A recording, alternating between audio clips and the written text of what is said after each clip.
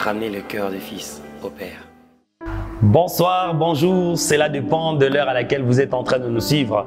Vous me voyez, je suis très content de vous retrouver encore une fois de plus.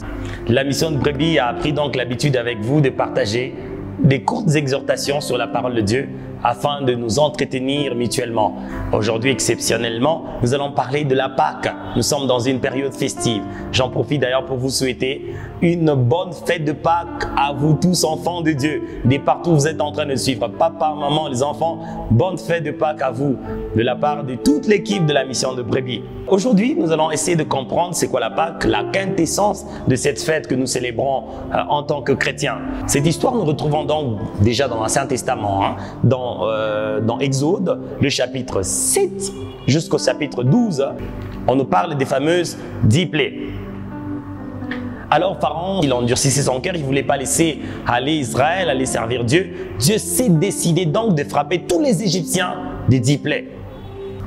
Mais il prend le soin d'informer, de parler à ses enfants, les Israélites. Il leur dit, vous allez prendre le sang de l'agneau et vous allez appliquer le sang au bord de linteau de votre maison.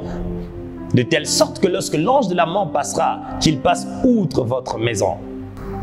En bref, la Pâque signifie donc passer outre. Les anglophones même disent to pass over, passer outre.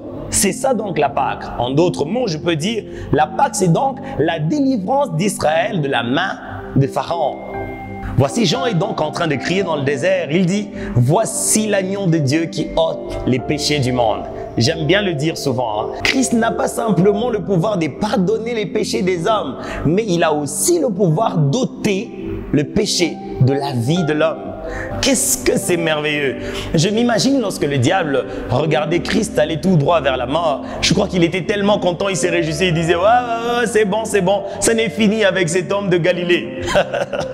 Mais s'il pouvait simplement savoir que la mort était donc la méthode que Christ utilisait pour en finir avec lui, il n'allait pas le laisser aller à la croix. J'ai envie juste qu'on s'arrête un moment, qu'on dise merci à Jésus pour sa mort à la croix. La mort de Jésus à la croix nous a donné la victoire définitive et totale sur le péché.